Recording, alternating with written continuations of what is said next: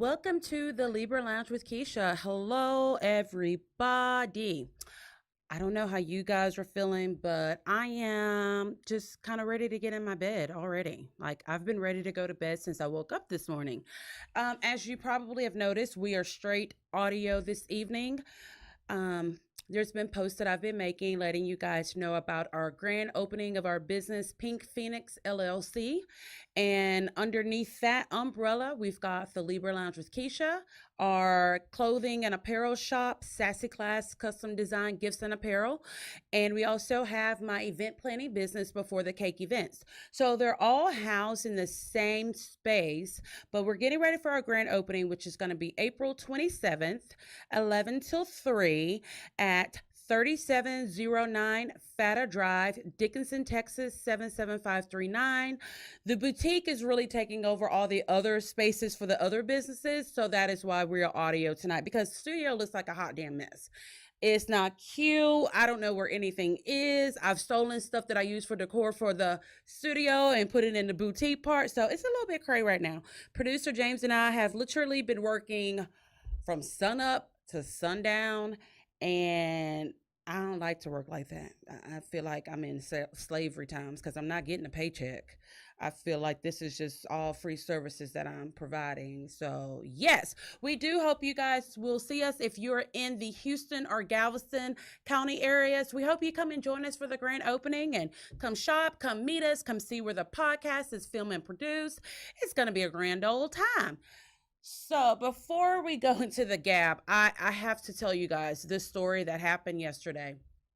So producer James and I had to go and pick up our register county counter.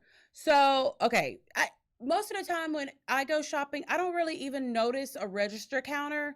But now that we're having to have one in this boutique, I'm just noticing a lot of things that I just take for granted, like a register counter.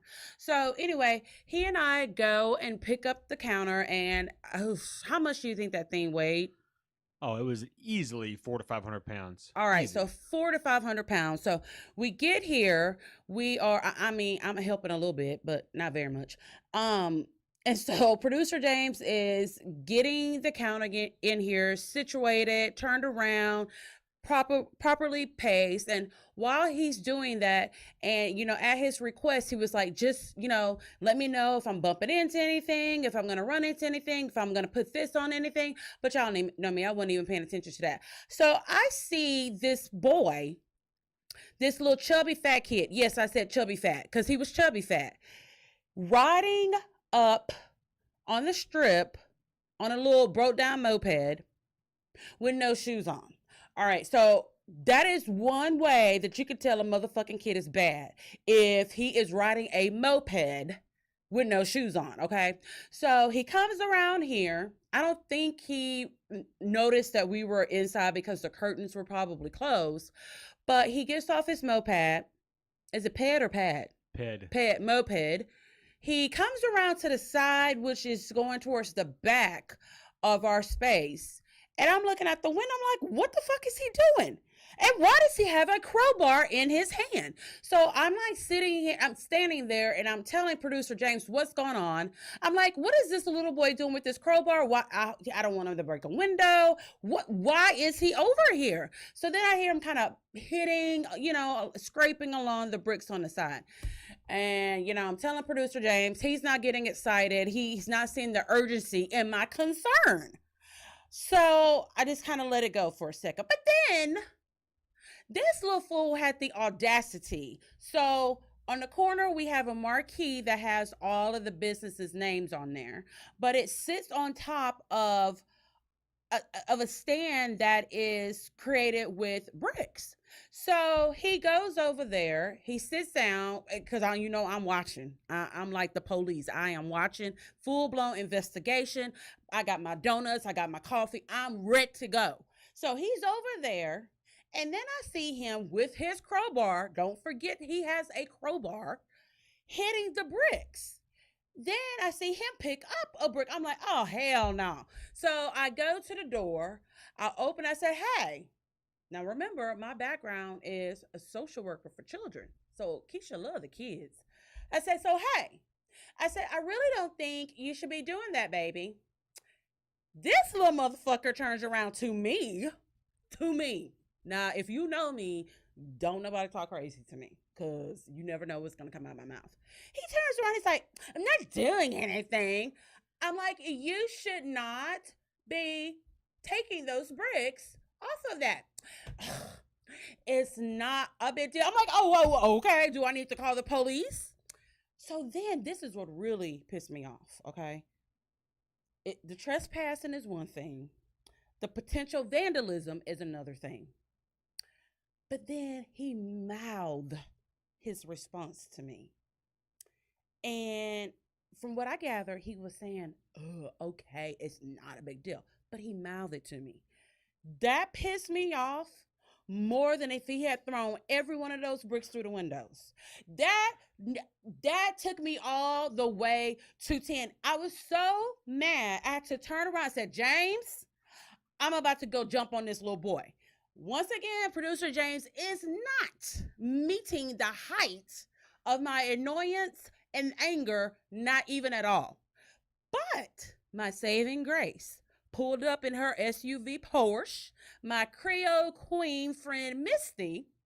By this time, I know she's coming, but I'm over in the corner talking to producer James about something else. So she comes in, she don't say hi, hello, how y'all doing? What's going on? Y'all need help? It's good to see y'all. It's a nice day outside. She goes, who is up there? That boy outside? Oh, what is he doing? I'm like, thank you. Someone who understands what is going on. She goes, oh, no. She goes, I saw him stuffing a bag where he took the brick from. I'm like, oh my gosh. She goes, no, we got to go over there right now. That could be drugs, drug money, a dead body, a dead animal. It could be anything. And I'm like, oh my God, you're so right. So at this point, I actually start to calm down because I feel as though somebody fully understands me. So me and my friend Misty, we go over there to investigate, but at the same damn time, we don't like to touch dirty shit.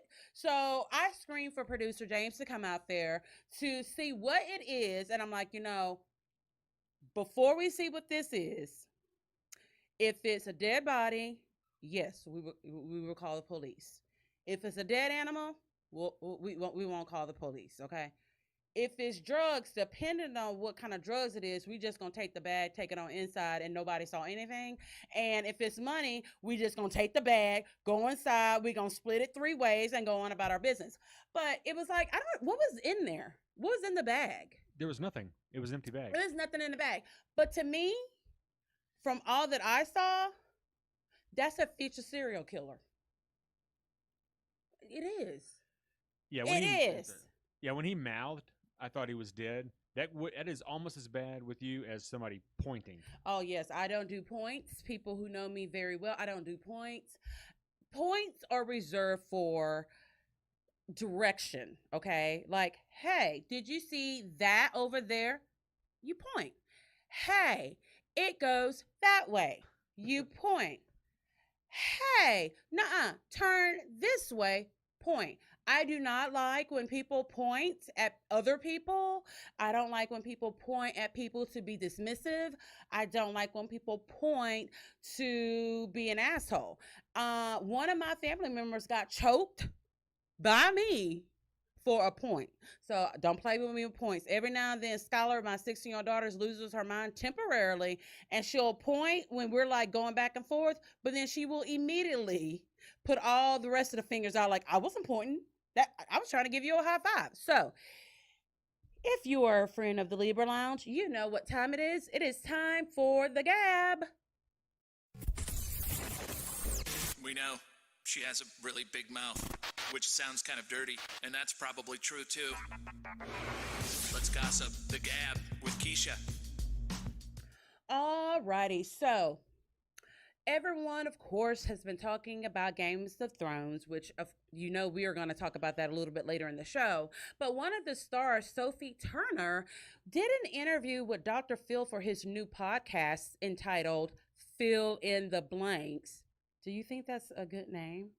I think it's it's decent play on words. Yeah, I think it was a good play on words. So she was interviewed by Dr. Phil, and she told him, and they discussed that she's going to be taking a bit of a break from being an actress because she needs to pay attention to her mental health issues.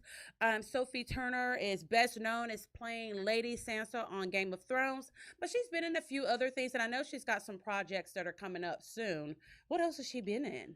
Well, she's in all the new X-Men, so she's been That is Jean right. Grey. Yes. And she's also dating Joe Jonas from the Jonas Brothers. It was funny because I was happy to see a celebrity discussing their mental health, not trying to give other people advice. I don't like it when they do that, but she's just saying basically, I'm struggling with that. I've got to stop what I'm doing because, it's one thing to be an actor or an actress, but you have to think about all the other things that go into that. You do go off, you film, but then you got to do press, you've got to do premieres, you've got to do photo shoots, and to us average people, that doesn't sound like a big deal, but me being the D-list celebrity that I am, I've had some experience with that stuff, and it is draining. I did a photo shoot last week, and oh my God, when I got home, I was done. I'm like, I'm washing my face. I don't want to talk. Feed me.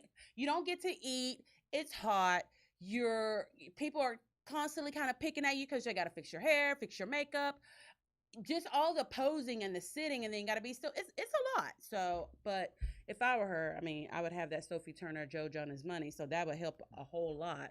But yes, I'm glad she did that. But she also revealed during that interview that she is considering a new career, and that career would be to be a police officer. Like Steven Seagal before her. Steven Seagal was a police officer? Steven Seagal went on to be like a sheriff in some Fat Louisiana Steven parish. Seagal? Did he lose Fat weight Steven before Seagal. he did that? No, he put it on. In fact, there was a reality show that was when he became a cop. I think it was some parish in Louisiana. I don't think it was Baton Rouge, but it was. I don't know how I missed that. And I know about every reality show, whether I watch it or not. But I did not know Steven Seagal was a cop. Yeah, he's like a sheriff's deputy. How did he pass the fitness test? He's Steven Seagal. But he's fat Steven Seagal now. How many fat cops have you seen? A lot. But here's the thing. They usually are not fat when they start. Because they need to pass the police academy and all of those tests. But then afterwards, they gain a little bit of weight. I don't want to disparage cops. But Me neither. I mean, we love you cops. We all about the popo. We're just saying. I'm just saying it's we do pay attention when everyone turns when they see a fat cop. And I think we all turn and we all think the exact same thing. What the fuck he gonna do? How far is he gonna run? And it's just one of those things. Is it wrong? Absolutely, it's wrong. Is it fat shaming? No. Yes. A little bit. Well, hell, I'm fat. I get it. I'm right there with you. I'm sure someone saw me in a police uniform. They'd be like, what that bitch doing, arresting donuts today? So that's just my thing. But that would be so odd to be driving and then you get pulled over by Lady Sansa. Well, on top of that, she's like 6'8". I mean, she's a tall girl. She's super skinny though. Yes, she is. She's very, very thin. Yeah, she's not imposing at all. No, not. But it would be like, okay, go ahead and arrest me. Lady Sansa is handcuffing me, y'all. Oh, just for the story. I would actually tell her partner, can you get my phone and video this so I can see it, send it to all my friends? Because no one's going to believe that I got arrested by Lady Sansa. So, I wish her well. She didn't go into, from what I saw, I have not listened to the podcast, but from what I read, I don't know how far into details she gets about her mental health issues, but obviously it's pretty serious if she's taking a hiatus from acting, because that's how she makes her money. So, and I don't think they have the kind of things like regular jobs have. Like, what is it? No, with acting, if you're not acting, you don't get paid. You're not making money. Yeah. Unless you have, some endorsement or commercial deal, something like that. Right. All right. Moving right along. Wendy Williams. Wendy has been going through it 2019. Ooh, has she? Woo! So everyone knows that for it seemed like 10 years, she was having an issue. I think it was with her arm or something like that, where she couldn't host her show. So they had several guest hosts. They had Nick Cannon on there and a few others. So she finally came back. But then a couple of weeks later, she revealed that she was actually living in a sober house facility. Her drug of choice has been cocaine. which anybody that has seen her knows that's not a shocker. Like, yeah, we know. I, look at your nose; it is caving inward. I was Um, shocked. I really? thought I thought it might have been from the tranquilizers her handlers have to dart her with when they put her back Oh in her my cage at night. god, he always says that Wendy Williams is a Sasquatch. She is. She's a shaved Sasquatch. Whatever. She's a lot of woman. I'll give you that.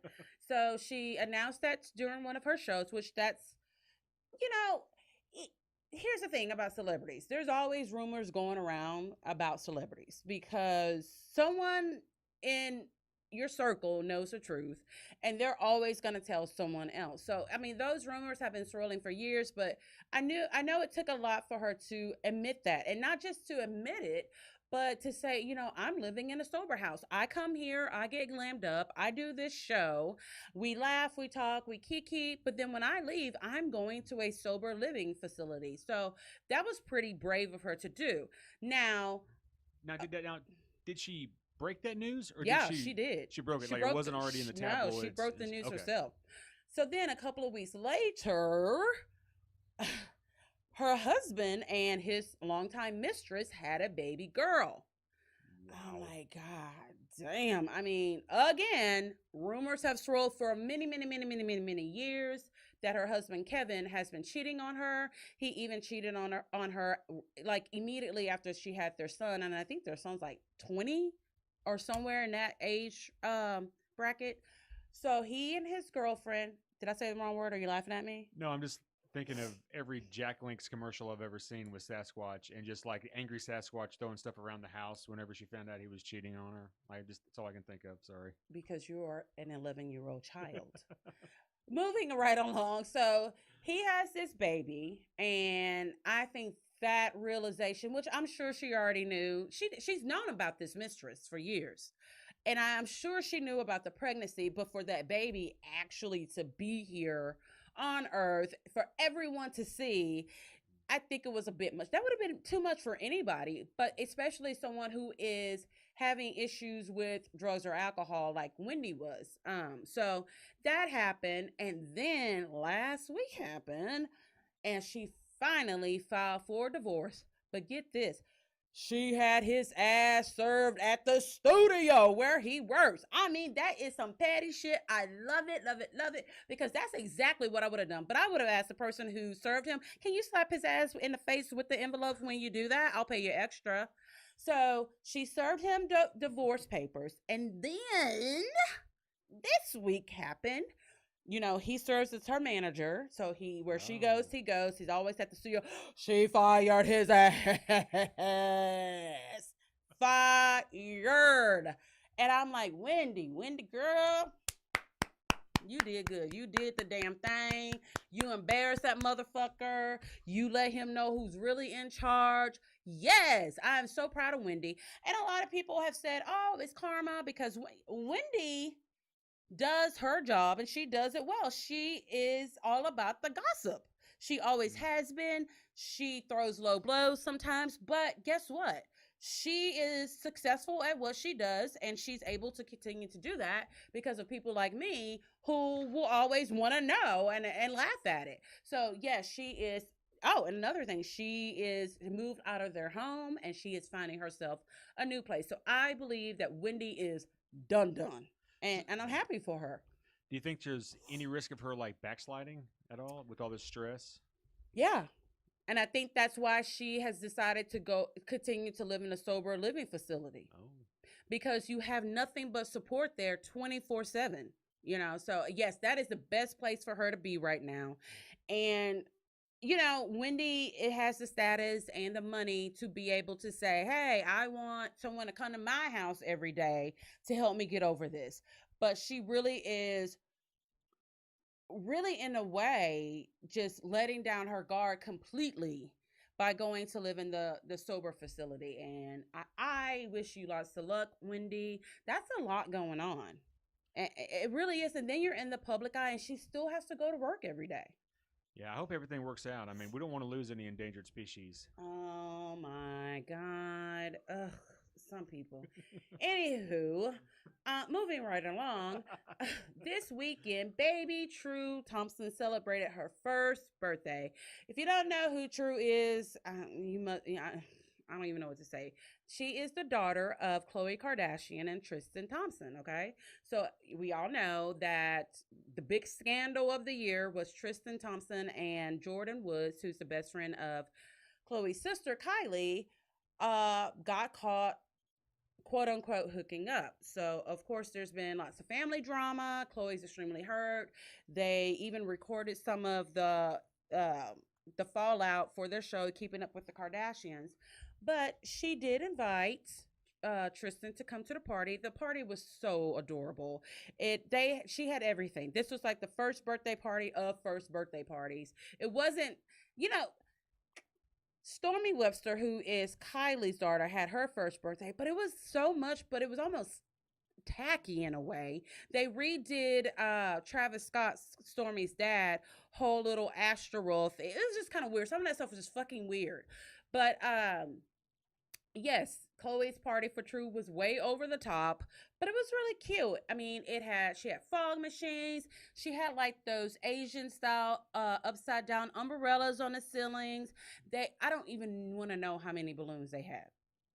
I would say it was in the thousands easily, just based on what I was able to see from the photos. I'm sure there was more.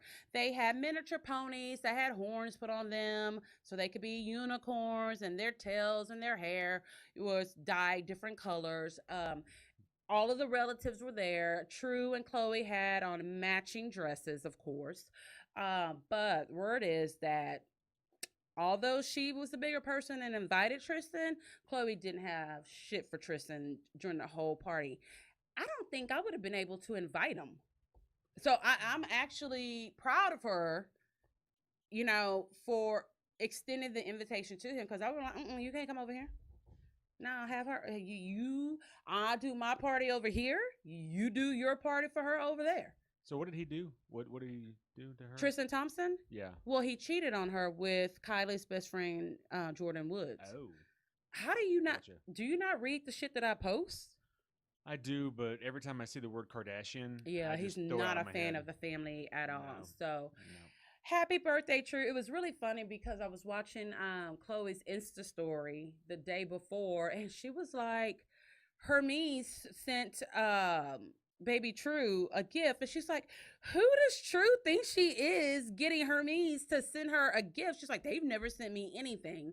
So it was cute. I did feel sorry for Khloe at this one part, because of course they had it all filmed with music, and there was this scene where she and True are sitting down and they're engulfed with the fog machine smoke, and I think it was supposed to look angelic, but the music was kind of slow, and I was like, oh, she's still heartbroken. And I know that was a very hard thing for her to do, because there's nothing worse than having to share a child with a man you can't stand and you still got to see his ass. Trust me, I know. All right, when we get back from this break, we're going to talk Game of Thrones, and also what is with this big thing about people being an influencer. And I'm going to share my 2 cents about that when we get back.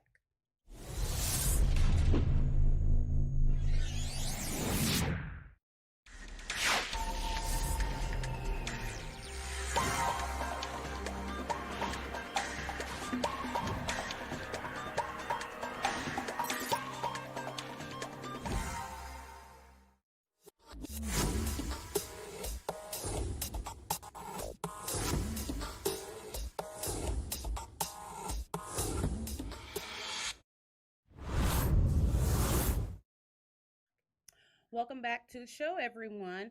So we want to give a big thank you to our show sponsor, Classic Bar with Sherry. Lots of celebrities like Kelly Ripa, Drew Barrymore, and Zooey Deschanel all take bar classes because it's the perfect way to increase cardiovascular endurance and metabolism, helping you to burn more calories, but it also helps strengthen and tone your muscles. Right now, your first class is only $10, and if you mention the Libra Lounge with Keisha, you get half off of that. It's as easy as going to the Mind Body app and signing up, or you can call the studio at Femme Fatale at 281-678 678-682-8037. And also you can email Sherry at bar, that's BARRE, and yoga@gmail.com. This is a great class for all ages. And yes, I have taken Sherry's class. Sherry is a very patient and great instructor. It is a full body workout. So if you're looking to try something new, classic bar with Sherry is the place to go. The studio at Femme Fatale is located inside of Femme Fatale Studio, which is located right here in Dickinson, Texas. All right. So, funny thing happened Sunday night. Was the premiere of the I swear it felt like it was 12 years that we've been waiting on this season of Game of Thrones to premiere. And it did premiere this Sunday. And James and I were so just in a trance watching the show. My mom had walked in and she's just standing there looking at us. And she's like, what can y'all possibly be watching that you didn't notice someone walked in the house and has been standing here at the door looking at y'all for 5 minutes? We're like, oh, Game of Thrones. Now leave, woman. Yes. And be quiet. Quiet. Leave. So Game of Thrones season premiere was a good one. One thing that I am so grateful that they did is they did not drag the story of who Jon Snow really is, his true paternity, who his real parents were. Thank God, because I was like, I know they're going to wait till like the second before the last episode to reveal who he really is. Now, producer James, here's the thing. I'm a Game of Thrones fan, but producer James is a super Game of Thrones fan. He has read the books. He's got the graphic novels. Don't you have graphic novels and I have shit graphic like that? novels. I have a coloring book. He has a coloring book. He's got glassware that's Game of Thrones. All kinds of shit. Like, he is such a fan that he always takes a long time taking a shit, but he actually would take the book with him as he took a shit. That is how much of a super committed fan he is of Game of Thrones. So, producer James, I love the show, but sometimes, like, I forget some of the characters' names. So how about this? How about you describe a character that you forgot the name of, and I'll Okay. see if I can guess who you're talking about. Okay, so last year, the season, not last year, but the season finale showed Jon Snow and Khaleesi hooking up. But during that time, it was revealed to all of us who Jon Snow's paternity really was, because all this time he has been the bastard son of Stark, Ned Stark, and some woman he doesn't know who his mom is. But we find out during that time that Jon Snow is actually fucking his aunt. Yes. Because Khaleesi's brother was Jon Snow's mom. Correct. No. Her brother was his father. Yeah, that's what I meant. Yeah. Yes. Khaleesi's brother was Jon Snow's dad, and his mom was Ned Stark's sister. Correct. So he is really heir of the Seven Kingdoms. So there's some controversy there. Mm-hmm. So consider this. First up, yeah, he is a Targaryen. Rhaegar Targaryen and Lyanna Stark are his mom and dad. There is a theory. Okay, so you know Gendry, the bastard of Robert Baratheon? Yes, I like him. He's cute. He's the one. He's a little sword maker boy. Yeah. Yes, he's cute. He's blacksmith or sword maker boy, whatever. So early in the show, Cersei had talked about losing her first child. She tells somebody that she lost a child that had dark hair. So the theory was that that's actually Gendry, who didn't die, but was taken away and raised, away from the crown. That's a theory. There's slight evidence. So if that's true, he has a better claim than Jon does, because he would be the son of the king and queen of the standing crown. Seems like they gonna be fighting. Well, the whole episode, I loved it. because they set the entire chessboard Yeah. in one episode. But the mic drop of the entire episode, let me tell you, was when Jaime Lannister came to Winterfell and Bronn was right there in his little wheelchair. Bran. He was in his little wheelchair. You know, he can't move. But he gave Jaime Lannister the fucking death stare of all death stares. Like, remember me? I've been looking for your ass since episode 1 when y'all made me cripple. That was the mic drop. Nothing was said. Nothing had to be said. But it was just like, holy shit balls. Well, it was also cool that Bran said, I'm waiting for an old friend. And just sat there, you know, watching everything and just waiting on Jaime. I'm hoping people brought him food. I hope they brought him water. I hope they took him into a little hole so he can use the bathroom or something, because he was just waiting. Just waiting and watching. Just watching everybody. And Bran never has different facial expressions. It's all one. I'm like, look, you paralyzed from the neck down, but your face still works. You can change your facial expressions, Bran. Okay? We get it. Is that rude? There's some thoughts there that he used to be very expressive. Like he was bad. Well, he was. He was running around doing shit, watching people having sex. Yeah, that's true. That's why he's paralyzed right now. So there's some thought that he actually does know how everything's going to end, and he's sad and solemn because he knows how bad it's going to be in the end. That's a thought. I guess we'll have to wait and see. So what else happened? So Jon Snow goes and recruits Khaleesi and her army to help them take down Cersei. Well, not Cersei. So remember, motherfuckers always got to try to correct people. Well, because you're totally wrong. But then nobody watching the show knows So that. nobody's fighting Cersei. Okay. They're getting ready for the Army of the Dead and the White Walkers. Yes. Now, Cersei, with her scheming ass, got Euron Greyjoy to go across to Essos and get the Gold Company, which is that big mercenary band, which was great because she was so disappointed that there were no elephants. Yeah, remember that? She kept talking about the damn 3 or 4 elephants. times. Yeah, like, bitch, how did you think they were gonna get here? Exactly. I mean, you want the army? That's a lot of weight. Plus, you want elephants too. But how big were Euron Greyjoy's balls? How big is that dude's balls? How the dirty bold guy? is that dude? No, the guy who had sex with her. Yeah. Yeah, he. I feel like somebody is gonna chop his head off. I don't know. He fucks with too many people, too many different ways. He fucks is with everybody. I don't think that he will make it to the last episode. Probably not. Let's see, who else? Bronn. Remember Bronn, Tyrion's friend? So Cersei made him a really shitty offer to kill Jaime and Tyrion for exchange of a castle or whatever. And for those of you who don't know, Jaime and Tyrion are her brothers. Correct. Jaime and Cersei are twins. Yes.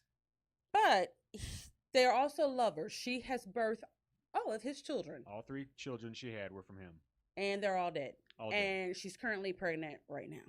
Yes. Yes. So, moving right along, I'm trying to think what else big really happened. Oh, poor Sam. Oh, yeah. You gotta love Sam. Every hero needs a Sam. Jon Snow needs a Sam. Frodo needed a Sam. They could never get anything done without the Sam. But damn, Sam. Daenerys killed not just your daddy, but your brother too. And his dad was pretty much a dick. A total asshole. But his brother was good, and he liked his brother. So he was pretty sad about his brother. Yeah, because they would not kneel to her. Nope. Yeah, so that's when Sam goes to find Jon and tells him about his true paternity. And I think Jon is a level of shocked. Like, what the fuck? He's grown up all this time. People calling him a bastard child. His stepmother never really liked him because he was a constant reminder that her husband cheated on her, which in actuality he didn't. And now he's finding out, he probably was looking crazy because he's like, God damn, I just got done fucking my aunt. Yep. Yeah. So, and by the way, I'm also the king. Yeah. Which, when he recruited Khaleesi, he made her queen of Winterfell. Didn't make her queen. He gave his crown accepted to her. He recognized her as his queen. He gave up his crown, which remember, that was the problem when he came back to Winterfell, a lot of the Northern Lords were pissed off because he left there, the King of the North, and came back calling someone else queen. Right. And what's the little girl's name? Oh, Arya Stark? No. Oh. The other little girl, the little badass girl. Lyanna Mormont. Yeah. She was like, we made you the king. And you come back and you telling us she's the queen. Oh, she read him for filth. Oh, I love that little girl. She's awesome. She is so badass. I love it. But she read Jon Snow to filth in a room full of grown-ups who didn't say anything, but they were all thinking exactly what she was thinking. So, I can't wait to see the next episode. Anything that's worth mentioning that I didn't mention? We found out that Tormund Giantsbane survived. So the red-haired wilding that loves Brienne. Yeah, so it's funny because there's a scene with him, and I don't know if they're like in a cave or something like that, but it's kind of dark, and they've only got like their little torch lights, and then someone else comes the opposite way, and he's like screams, "Wait, look, he's got blue eyes!" So he thought that he was one of the what do you call one of the whites? Yes, and he's all like, "I've always had blue eyes," so that was pretty funny. It was a good episode. For some odd reason, up until this time, we were told that there was going to be fewer episodes, but the episodes were going to be longer than an hour. But Sunday's episode was just an hour, so I don't know. I don't know how long next week's episode is going to be. So next week is supposed to be 58 minutes. Okay. And then after that, they go over an hour for the last 4.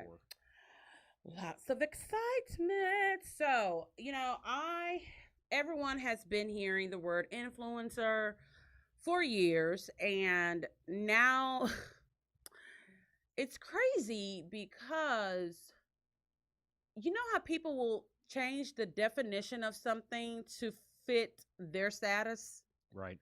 So an influencer is someone who has influence over a population of people, okay?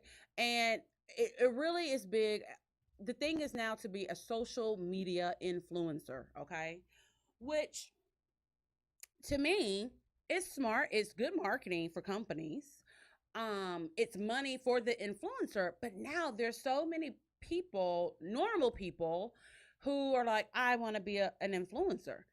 For example, there was, and I don't even know how I started following this person, but this girl, she friended me on Facebook, and I want to say she has lupus. So she must have seen me like on a lupus group or something like that. So she friended me on Facebook, and then she started following the Libra Lounge with Keisha Instagram page. So I try to follow people back when they follow me. So I noticed, I knew a long time ago she was like overly dramatic. I'm like, okay. But she started posting these videos, and the videos would primarily be her in her car, just talking, and some of them I didn't watch a lot of them, but they were kind of funny, so whatever. So then one day she DM'd me, and she's like, "Hey, do you mind sharing that video on your page and tell your followers to follow me?" And I'm like, first of all, what video are you talking about? So she sent me the video. Look, I'm going to be honest with y'all. I post a lot on social media because I have to.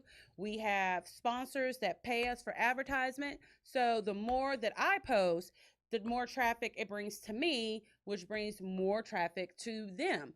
But there's a lot of times I'm on social media, but I'm not really on social media. I don't know if that makes sense. I'm on there posting, and I know this sounds horrible. I will go through and I'll just like things. Sometimes I don't even pay attention to it.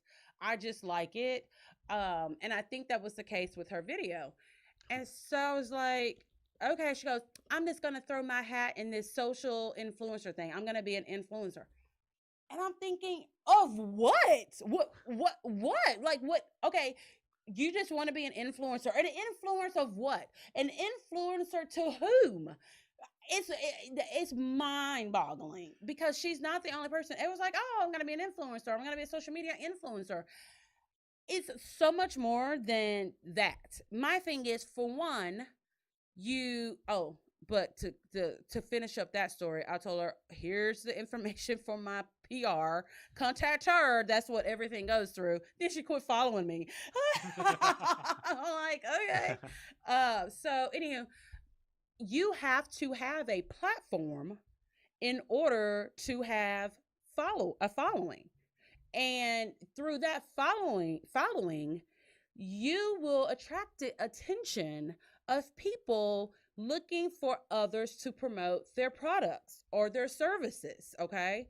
But you have to have a platform. Your goal should never, ever, ever be to set out to be an influencer, because it sounds like when you're talking to kids and they're like, oh, I want to be a YouTube star, I want to be an Instagram star.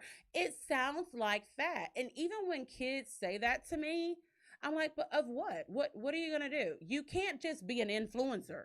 There's no such thing as that. You have to have a following, a large following, a loyal following, but you first have to be popular for something. You have to be popular because you released a sex tape. Okay, that is you, everyone's following you now.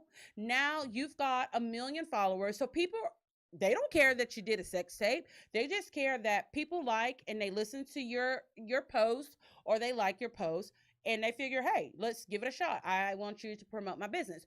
Or, hey, I'm on a reality show. Okay, great. You're on a reality show.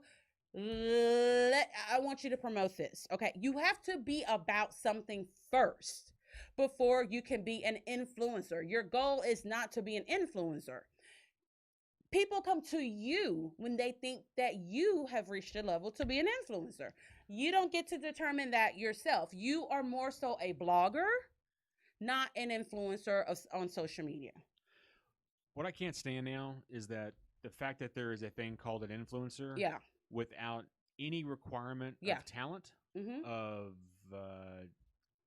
nothing compelling about you. Right. So basically, what happens is you have a lot of people who get influenced because people want to emulate their lack of substance, which is kind of scary. Well, remember that documentary we saw, Fire. That was the perfect example of how you can fuck up your own platform because you are being an influencer for someone else and you don't know anything about what's really going on. So everyone should watch the Netflix show, documentary Fire. We watched it over the weekend and it is a shit storm. Okay. And just when you say they can't possibly, there's no way they can fuck up more than they've already fucked up. They are fixing to get it all the way together. The music festival is going to be lit. It's going to be great. Or, okay, so much has happened. They're just going to cancel it.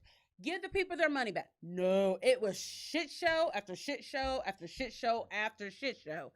But where it comes into what we're talking about is that they had people like Kendall Jenner, Bella Hadid, and other models. They had Ja Rule, which they should have known it was going to be fucked up anyway because Ja Rule's name was attached to it.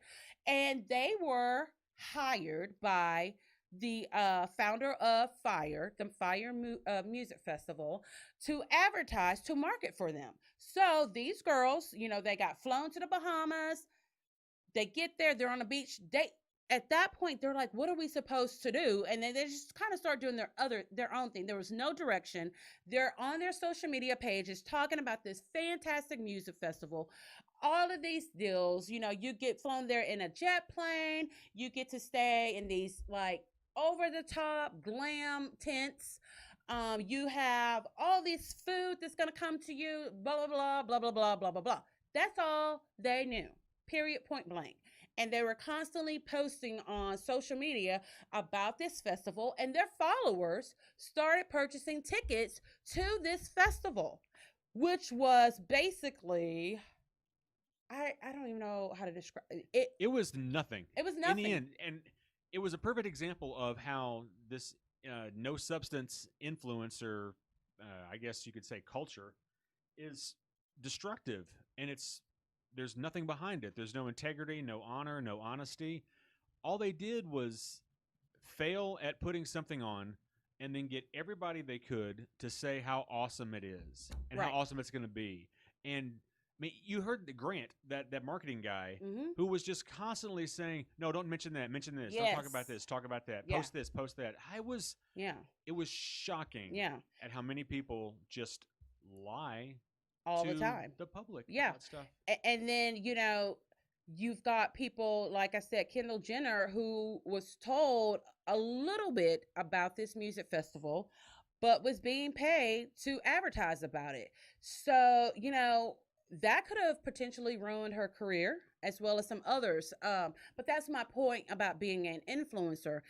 Just take the fact that the music festival was awful, but it was Kendall Jenner comes from a family, a well-known family, and she's a model.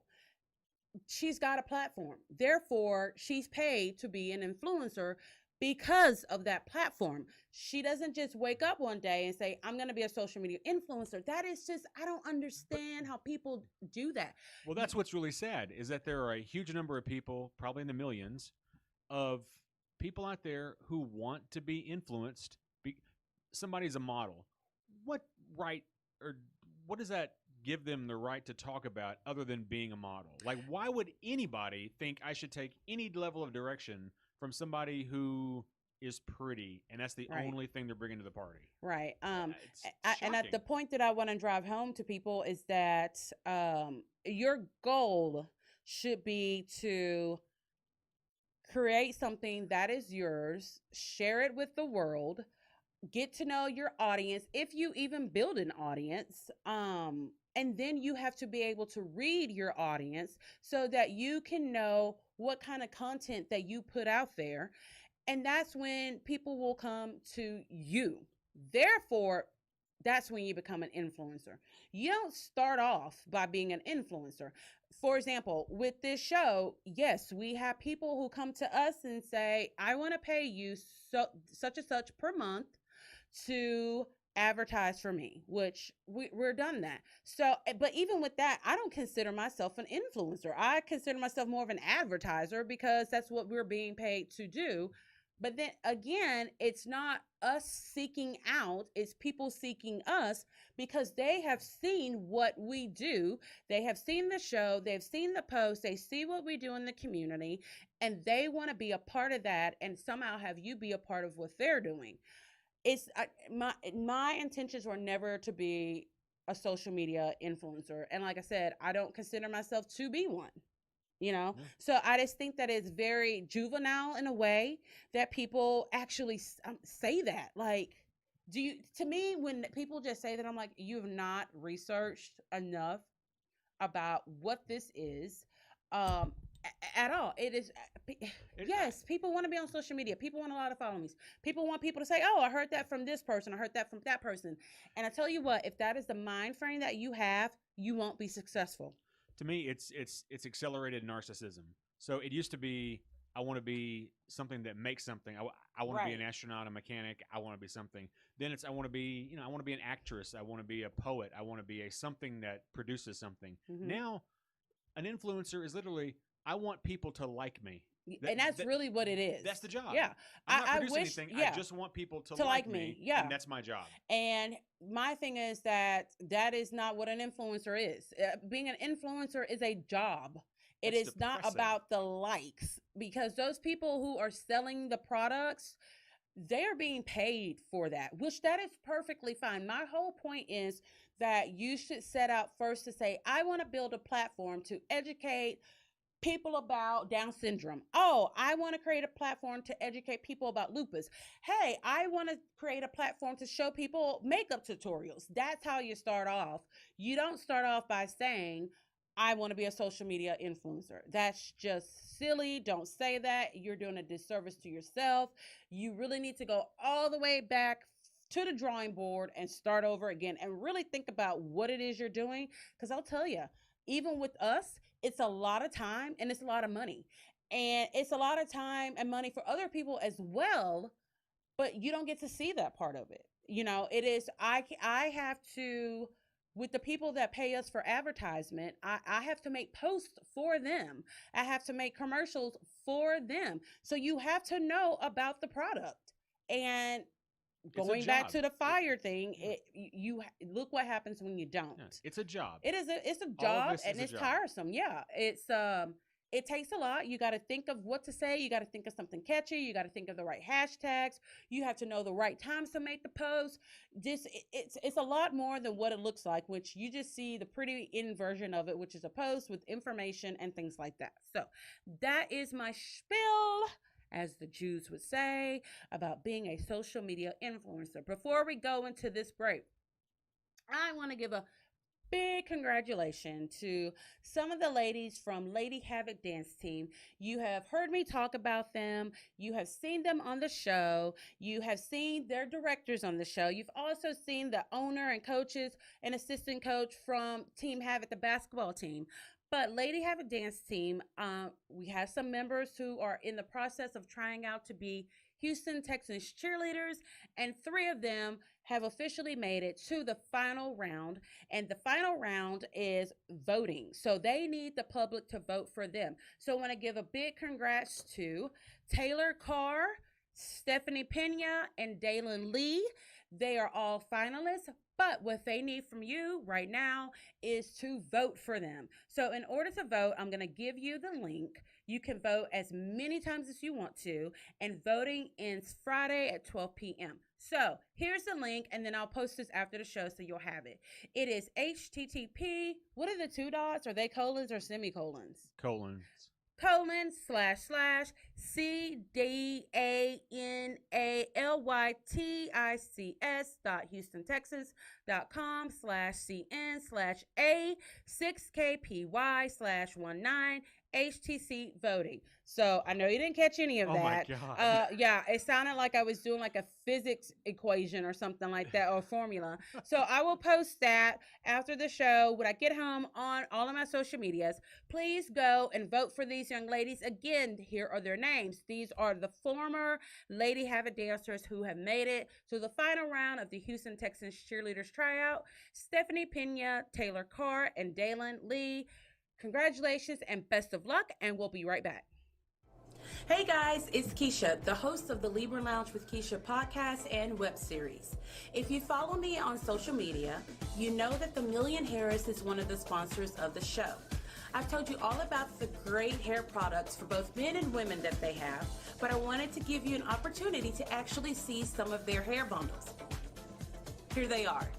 What I did was I ordered both 20 and 22-inch Malaysian bundles and a frontal from the Million Harris and took them to my stylist and had her make this unit. Yes, this is actually a lace front unit made from the bundles I purchased at the Million Harris.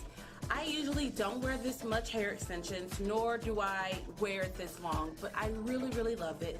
The hair feels amazing. It looks great. I've been getting compliments everywhere that I go. So make sure to go to her website or stop by the shop and get your order on. She's got hair products, bundles, and mink lashes. Make sure to use my discount code Libra20 for 20% off your total purchase.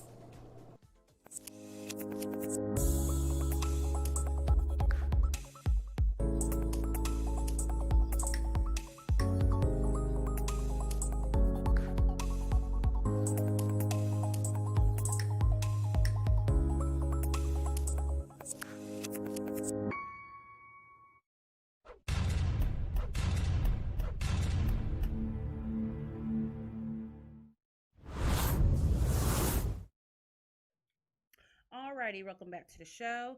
I want to let you guys know again, I want to give you the information about our grand opening. It is going to be Saturday, April 27th from 11 a.m. till 3 p.m. You can come and see where we film the show, where it's produced. You can come shop at our boutique, which is Sassy Class Custom Design Gifts and Apparel. You can find us on Facebook and on Instagram. You'll also get to see some of my work for my event planning business before the cake events. You'll be able to see, what are we doing? What are we doing with that? We actually are going to be having a display of a lot of the events that I've planned, from Sweet 16 birthday parties all the way to weddings. I also wanted to let you guys know that during that part of our grand opening, we are hosting a speed petting event that is benefiting Bayou Animal Shelter or Services. Speed petting is kind of a play on speed dating. You can come here and you can meet all of the adoptable pets. You can spend 5 minutes with them.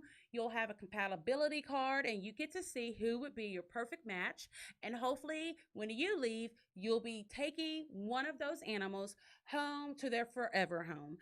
For more information, you can get all of that on my pages. And please, please, please go and visit Bayou Animal Services Facebook page to see all of the animals that are up for adoption and how you can help them out. The speed petting event and adoption will be donation based. So bring your money and let's help these fur babies get into their new home, because Bayou Animal Services is building a new facility, but they need a little bit more change, and we're going to help them do that.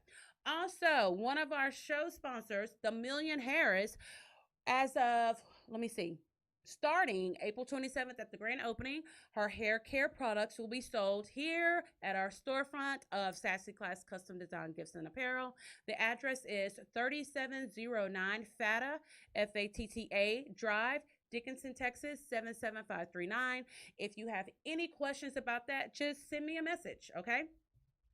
All right, so this is our last segment, and to kind of coattail off of being an influencer, there's this word that's clout. Okay, clout basically means that someone has influence over others, someone's popular, someone's famous, they've got the clout. But then you have to be careful, because there's some people that only want to be associated with you for your clout, and they're trying to really suck off of you to build themselves up. Isn't that crazy? Yeah.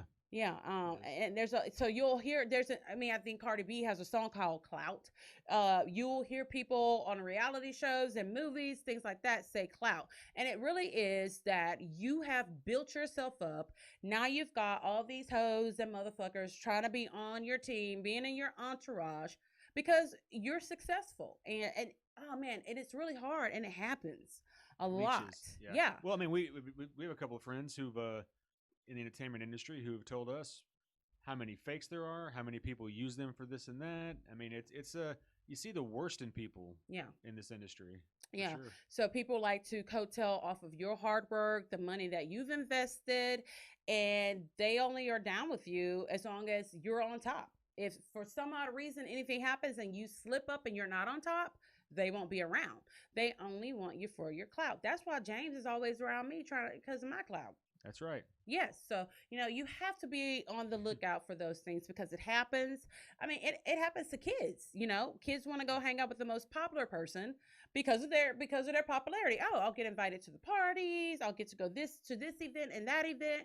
So it's something. But you know what? The sad thing about it is I really think that there's more adults that are like that than kids. Well, I think there are, because especially with social media nowadays, you never had to grow out of that. Like now, literally, if you were 10 years old when MySpace came out, you've grown up with all that social media. So you never had to learn that wasn't important. Right.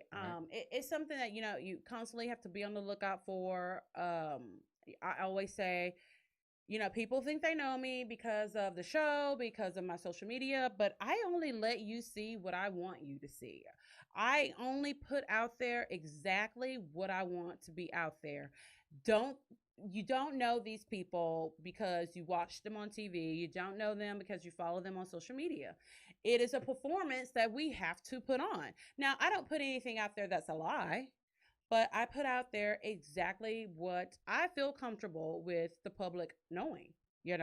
And a lot of the times it's celebrity news and gossip, but I'll tell you guys about things that are going on in my life, but only what I want you to know, but because I'm a person in front of the mic, I'm a person behind the keyboards, and then there's the real me that my family knows and that my good friends know, and that's just the truth. And I think that's for, the highest of celebrities as well. Absolutely.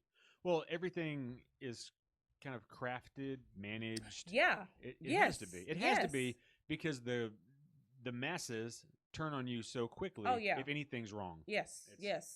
Yeah, we live in a world that we convince one another that we have to be perfect, when in actuality, none of us are perfect. Know, and I do post things about my imperfections all the time. I do keep it 100% real, because I don't want someone following me and I'm lying to them. Then I'm a fraud then, and I don't want to be a fraud. So, but then again, everything is crafted. I mean, I do have a publicist. We have team meetings about, what events we do, what events we'll talk about, what things we'll talk about. So everything, like producer James said, is crafted. So just be on the lookout for that. Just stay 100 all the time. Keep your circle close, keep your circle tight, keep your circle small. And if you're in a position to have success that is out for everyone to see, you know what I mean? Like, for example, producer James at work, at his for his career, he can excel, but that's not something that's all over social media. You know what I mean? As with the show, whenever we get ready to do something or we've reached a certain achievement, everyone sees about it, everyone knows it. Speaking of that, we are very happy that we're going to be part of Comic Palooza this year. When it comes to Houston, we're actually going to be there 2 days. We're going to be doing what, James? So, Comic Palooza is quickly becoming one of the biggest comic conventions, comic, fantasy, gaming, nerd, geek, fashion, art. One of the biggest conventions in the country. It's growing quickly. It'll be May 10th through the 12th at the George R. Brown Convention Center. We'll be doing 2 days worth of podcast related stuff. So there's still some confirming that's happening on time, but on Friday the 10th, we should be on the main floor doing a live podcast. And I think our topic is going to be superhero females of color. Yes. Which was Skylar's idea, yes. Our daughter's idea. Yes, it was because me and producer James were just looking at each other like, oh, now we got to come up with an idea of what we're going to talk about. And it seemed like it would be something easy since James is such a huge comic book fan and I watch the movies and I know a lot about it. My dad's a huge comic book fan. But fuck, when they put you on the spot and say you got to come up with your topic to talk about to these people who are fans, who are super fans. Yes. Yeah. And I'm like, but then Skylar's like, oh, hey, what about this? And we're like, yeah, that's gold right there. So when producer James submitted the topic to them, they absolutely loved it. So yeah, that'll be the first day. Yep. And then that Saturday, we're part of a panel about podcasting. Yes. So it's going to be us and I don't know. There's a big list of other podcasts in the area, and right. It'll be about podcasting, how to do it, pros, cons, technical, marketing. Kind of, if you've ever wanted to do a podcast, come to this panel because it's people who actually do it, and in many cases actually get paid to do it. Yeah, talking about the ins and outs of the industry. Right. So we hope you will purchase a ticket and come out and see us. We're really, really excited. I hope it's not hot in there though, because if it's hot in there, I'm gonna get right up and leave. No, it's cold in there because all those other introverts don't want to be hot and uncomfortable. Yeah. I do have to say, this year the guests are phenomenal. So on the top 2 places, he's already mentioned me. Well, of course, but Emilia Clarke, Daenerys Targaryen, will be at Comic Palooza this year, along with Nathalie Emmanuel, who plays Missandei on Game of Thrones. She don't want to like that boy that has no dick or balls. That's right. But she's also from the Fast and Furious series. Yes, she is. And y'all know that's my franchise. Yep. So it's going to be a great time. Get your tickets, check it out, and we'll let you know as we firm up the times and dates for our appearances.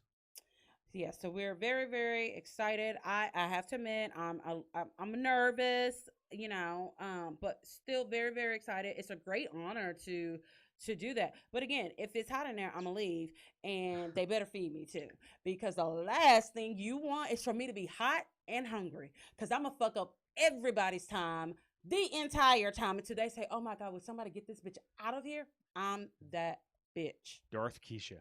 Don't nobody like Darth Keisha. So make sure you subscribe to our YouTube channel, subscribe to us on iTunes, and also if you go to the Purple Podcast app, you can subscribe to us on there. We'd love it if you left us a review, or you can give us a 5-star rating. We don't care if you don't like it or not, just still give us 5 stars. What? You mean iTunes? What do you say? Purple Podcast? What this little thing right here. That's okay. That's Apple Podcast. That's iTunes. That's something that we could have talked about after the show instead of you embarrassing me in front of all my listeners. That's the kind of shit that you don't say when the mic is on, James. You say that when the mic is off. Okay, I'm sorry. Well, after the show, I'm going to check my red email thing. Oh, I mean Gmail. Sorry, my red email. But see, when I cuss him out, once this show ends, he going to be looking sad and stupid. Anywho, thanks for tuning in. Next week, I promise, we will be video. You'll be able to see us. We might even let you get a sneak peek of all this. What now? What is it? No, I was going to say, we got a guest next week. We have a guest next week. We do. I was working up to that. Don't look at me. Turn your mic off. You're done. You don't need to say anything else on the mic. So Mr. yes, James out. Oh my God. So anywho, we will give you a sneak peek of what we got going on here. We're gonna have the director of Bayou Animal Services, Sarah. She is so super fucking cool. She's gonna be in here. We're gonna talk about what she does. She kicks ass. She gained national attention for the fantastic work that she did for the animals around here during Hurricane Harvey. So see ya when I see you. I'm about to Donkey Kong punch producer James, and then I'm going home. So make sure you vote for my girls who made it to the finals of the Houston Texans cheerleaders. I'm going to post all that information because I wouldn't understand what I was saying when I was talking about that link. It sounded like I just was kind of like reading a formula or like a recipe or something like that. I was like, ugh. Anywho, thanks for listening to the show. Thanks for all the posts, for engaging with us on social media. Thank you. We are so appreciative, and we will talk to you next Wednesday. Bye. It's everything we do. Everything we do. Timeless.